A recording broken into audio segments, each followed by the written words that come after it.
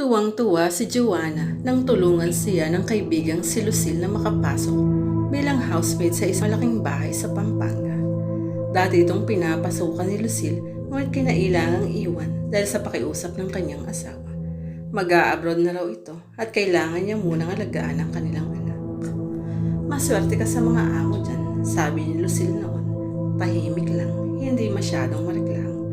Basta gawin mo lang ang trabaho mo, walang problema. At totoo nga, mag-iisang buwan na si Joanna sa bahay pero wala siyang masasabing masama. Malaki ang bahay pero siya lang nakatira doon sa araw-araw. May mga cleaner na dumadalaw tuwing Sabado pero pagkatapos ng ilang oras, umaalis din ang mga ito. Tahimik, minsan nakakapanibago. Pero para kay Joanna, ito ang ideal na trabaho. Isang bagay lang ang medyo kakaiba. Hindi niya kailanman nakitang kumain ng mga amo sa bahay. Madalas ay wala sila roon. Ayon sa kanila, laging abala sa negosyo, laging nasa labas. Pagkagising niya, wala na ang mga ito. Madalang lang talagang kumain ng mga ito. Buong araw siyang mag-isa sa bahay, kasama ang mga alagang aso at pusa ng mga amo niya. Paggabi minsan naririnig niya lang ang sasakyan na dumarating. Minsan tahimik lang ang gabi, pero makakaramdam. Siya ng presensya ng pag-uwi ng mga ito. Pinilinan siyang huwag na silang hintayin pagsapit ng alas 10 ng gabi. Napapakamot siyang nagtataka dahil umaalis ang mga ito ng alas 6 ng umaga at alas 10 na ng gabi ang uwi. Pero hindi siya nag-usisa. Babala pa ni Lucille. Ayaw na ayaw ng amo ng matanong, lalo na sa personal nilang buhay. Isang hating gabi, nagising si Joanna sa mga mahinang yabag sa ibaba. Akala niya ay pusa lamang iyon, pero nang bumaba siya, may narinig siyang tinig. Boses ng isang babae. Boses ng amo niyang babae, si Senyora Clarissa. Nahandaan siyang nagkubli sa isang sulok at nakinig sa kausap ng babae sa kabilang linya. Oo, bukas na gabi. Ready mo na ang van. 2 babae, college student, nakakulong na sa botega. Sabi nito. Mahina ang boses pero sapat na para marinig niyang sinasabi nito. Napakapit si Joanna sa kanyang bibig. Nanginginig siyang bumalik sa kanyang silid at maingat na isinara ang pinto. Hindi siya maaaring magkamali. Nilungkot ng mga amo niya ang mga estudyante at ibibenta o baka patayin. Hindi niya alam. Gulong-gulo ang isip niya ng mga sandaling iyon. Hindi siya gumalaw ng ilang minuto. Napabuntong hininga siya. Hindi naman parte ng trabaho niyang mag-usisa, kaya bakit pa niya ito iisipin? Pero hindi mawaglit sa isip niya ang mga narinig hanggang sa marinig niya ang isa pang boses ng lalaki. Siguradong kay Senyor Adore yun. Yung babae sa itaas, sigurado ka bang hindi nakakahalata? Tanong nito. Napalingon si Joanna pabalik sa pinto ng kwarto. Nagulat siya sa tanong ng amo niyang lalaki. Dito na lalong kumabog ang dibdib niya. Nakita ba siya nito? Hindi yan kikibo. Sabi ni Lucille, mahinhin yan, tahimik. Pero sigurado i-terminate na rin natin. Tumigil ang puso ni Joanna sa sinabi. Ibig sabihin may maitim na balak ang kanyang mga amo. Hindi na siya ligtas sa isip niya. Buong gabi siyang hindi nakatulog. Nakatalokbong siya ng kumot sa kama habang tahimik na nakikiramdam sa labas ng kanyang kwarto. Kinabukasan, normal ang takbo ng araw. Umakto si Joanna na parang walang narinig. Nagluto siya ng adobo, nagwalis, naglinis ng bintana. Wala pa rin nagbago. Tahimik at mag-isa ulit siya sa bahay.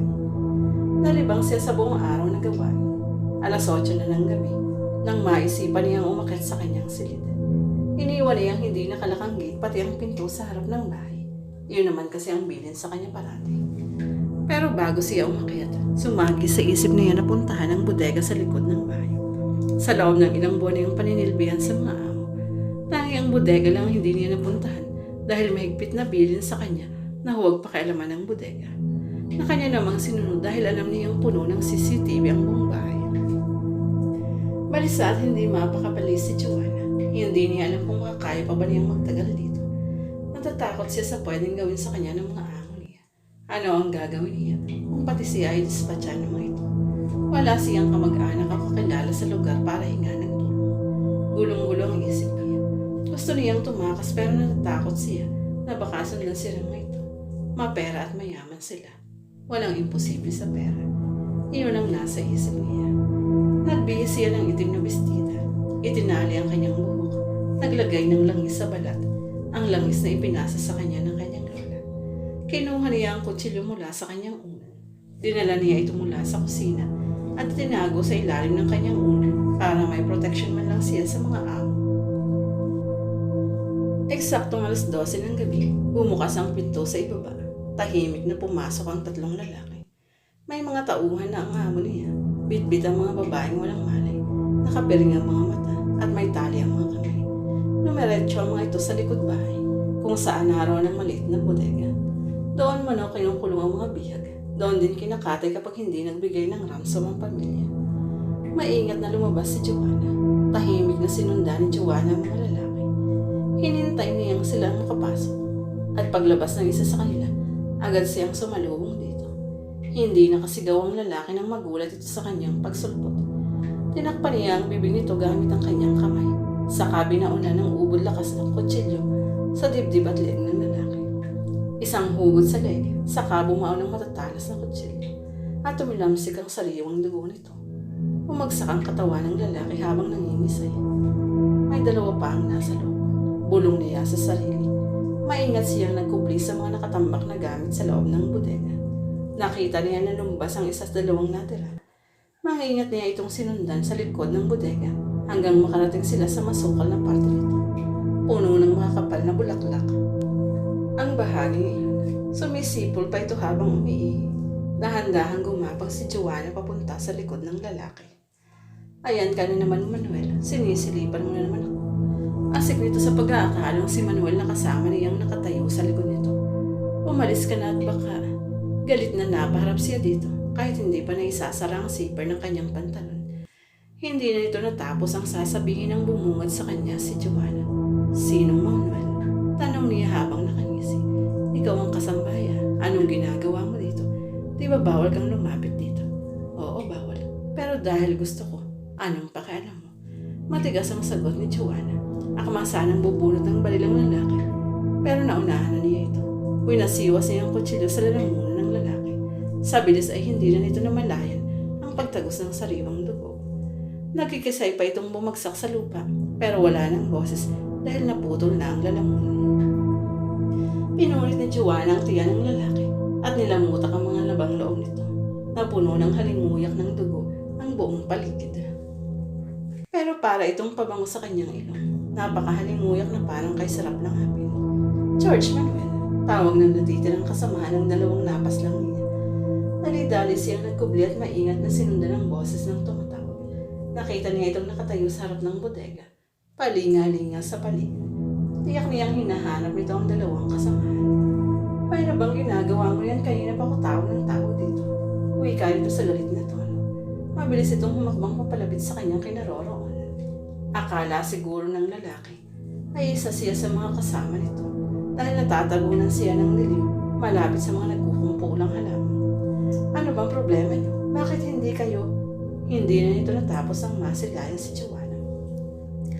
Paumanin pero nasobrahan yata si George sa sobrang kasabikan. Tura niya sa lalaki sabay himas ng kanyang dibdib para akitin ito. Napalunok ang kaharap niya saka ito lumapit sa kanyang kinatatayuan. Hindi na malayan ng lalaki ang isang kamay ni Joanna na nakatago sa likod nito ang hawak na patalim. Tuloy na itong nakakapit at mara itong hahalikan si Joanna nang maramdaman ito ang malamig na bagay na bumaon sa kanyang dibdib. Bumuluwak sa bibig ng lalaki ang sariwang dugo. Pilit nitong hinahabol ang paghinga. Hindi pa nakontento. Paulit-ulit niya itong sinaksak hanggang sa malagutan ng buhay. Tahimik na ang gabi, ngunit hindi pa siya tapos. Agad siyang pumasok sa bodega. Sa loob nadat na niya ang mga estudyanteng umiiyak.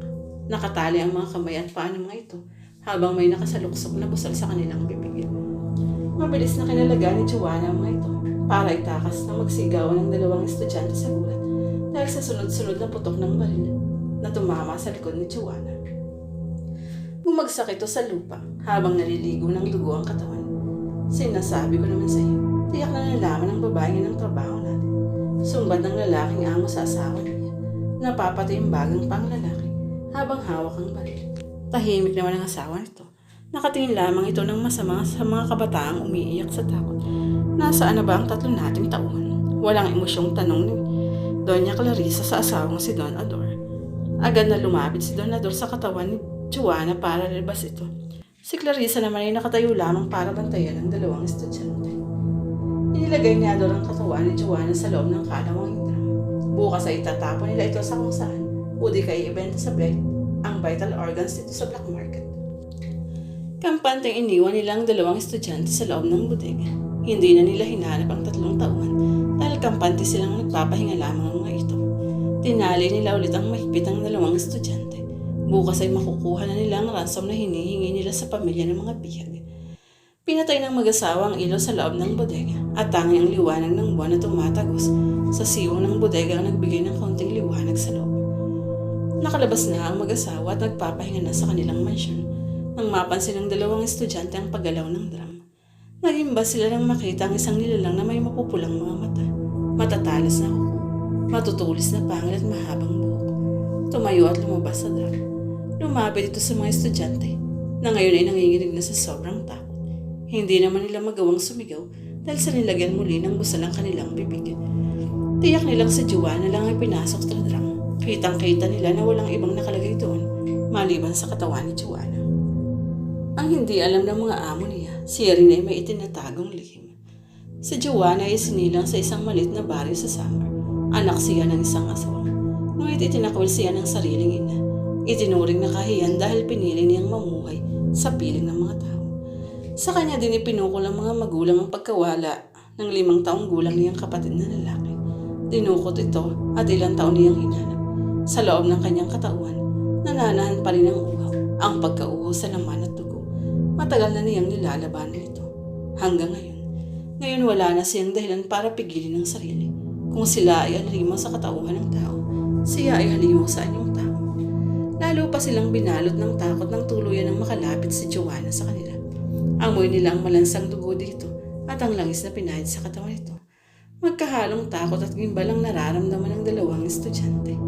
Takot sa mga kidnappers nila at ngayon nilalamon sila ng sindak na nilalang nakaharap nila, lalo na nang itinaas ni Joanna ang kamay nito na may matutulis ng mga kuko.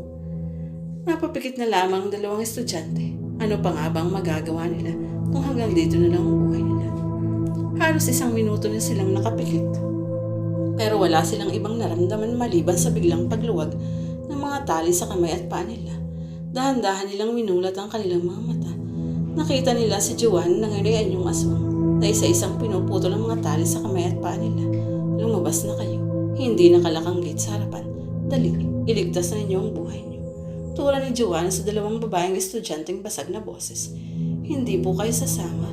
Nanginginig ng tanong na isa sa mga estudyante. Nangingiti naman si Joanna sa 2. Hindi pa ako tapos.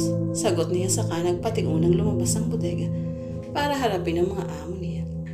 Pinuntahan niya ang silid ng mga amo. Nakalakang pintuan ng kwarto ng mga ito. Pero para sa isang aswang, madali lang itong masaling. Si Senyora Clarisa ay nagising sa ingay. Ngunit bago pa man siya makasigaw, bumalot na sa leeg niya ang makapal at itim na buhok ni Joanna. Buhok na nabuhay. Gumagapang ang mga ito na parang ahas. Inangat siya sa ere habang pilit na kumakawag para makawala. Pinagmasdan na lamang niya ni Joanna. Napapangiti siya na makita na nahihirapan ang kanyang mga amo.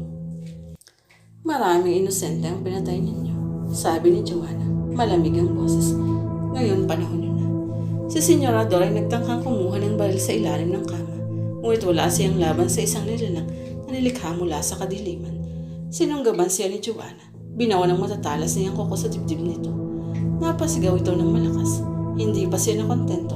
Sinakal niya ito at binalibag sa pader. Nanghihinang bumagsak sa simento si Don Ador. Nabaling naman ang tingin ni Joanna kay Doña Clarisa. Gamit ang ahas niyang buhok, hinagis niyang babae ng upod lakas. Tumama ito sa salamin, dahilan para mahiwa ang nabasag na salamin ng mukha nito. Isa kang halimaw. Sumabat si Clarisa sa nanghihinang boses. Ngumiti si Joanna ng nakakakilabot. Mas halimaw kayo. Natatandaan mo bang 5 taong gulang na batang lalaki na dinukot ninyo? Tanong niya. Lumapit siya kay Ador. Hinila niya ito at hinagis sa tabi ni Clarisa. Saka paluhod na umupo sa harap ng dalawa. Kapatid ko siya. Tiimbagan niya ang sagot dito. Saka ubod lakas na ibinaon ang matutulis Nakuko sa hita ng mag-asawa. Napasigaw silang pareho sa labis na sakit. Bakit kayo sumisigaw? Nasasaktan ba kayo? Ang nakakalokong tanong niya sa dalawa. Impit lamang ang naging tugon ng mag-asawa sa kanya. Hindi pa siya nakontento ay kinuha niya ang matutulis na basag na salamin. Ngayon, Clarissa, salapin mo ang matamis. Wika niya sa isang tinusok ang matutulis na salamin sa mga palad niya. Pinalot ng sigawan at iyakan ang loob ng sinid. Si Ador naman ay pilit na tumatayo. Pakiusap, Joanna. Handa kaming ibigay lahat ng yaman namin. Huwag mo lang kaming patayin. May mga anak pa kami. Wika ni Ador. Tumawa ng nakakainsulto si Joanna. Awa, bakit yung mga pinatay ninyo? Naawa ba kayo? Hindi ba trabaho niyo ang kidnap for ransom? O di kayo ibentang vital organ ng mga biktima niyo sa black market? At isa daw ng kapatid ko. Sigaw niya sa katinusok ng salamin ang mata ni Ador. Halos maglupa sa ito sa sahig sa labis na sakit. Para itong kinakatay na hayop ng umiiyaw. Tuwang-tuwa naman si Joanna sa kanyang nakikita. Hinila niya si Clarissa at pinaupo sa harapan ni Ador. Hinila ni Joanna ang dalawa at naghanap ng tali. Hinapos niya ng mahigpit ang mga ito sa kamay. Hindi ko kayo papatayin. Mas masarap sa pakiramdam na sinusunog kayo ng buhay sa impyerno. Wika niya sa mag-asawa. Lumabas siya ng bahay at kinuha ang ilang galong gasolina sa bodega na nakita niya kanina. Binuhos niya ito sa paligid ng bahay sa kasinindihan. Lumiyag ang apoy at mabilis na gumapang sa buong bahay. Ilang minuto pat sumabog ang gasol sa kusina dahilan para lalong lumala ang apoy. Dinig na dinig Joanna ang sigawan at hiyawan ng mag-asawa sa silid ng mga ito. Napapapikit siya at napapangiti dahil sa wakas ay nabigyan niya ng hustisya ang kanyang kapatid at ang mga biktima ng kriminal niyang mga amo. Walang lingon likod niyang nilisa ng lugar. Babalik siya sa kung saan siya nagmula, dala ang pagiging aswang. Ilang minuto pa'y dumating na ang mga pulis kasama ng mga itong bumbero. Pero huli na dahil tuluyan ang nilamon ng apoy ang buhay. Nang maapulang sunog, sa kanila nakita ang dalawang sunog na katawan sa isang kwarto. Natagpuan din ang katawan ng 3 lalaki malapit sa bodega. At si Joanna ay hindi na rin natagpuan. Walang makapagsabi kung saan siya nagpunta. Ngunit sa bawat baryo, bawat gabi kung may masyadong madilim na lugar, sinasabing may nilalang na nagmamasid sa paligid.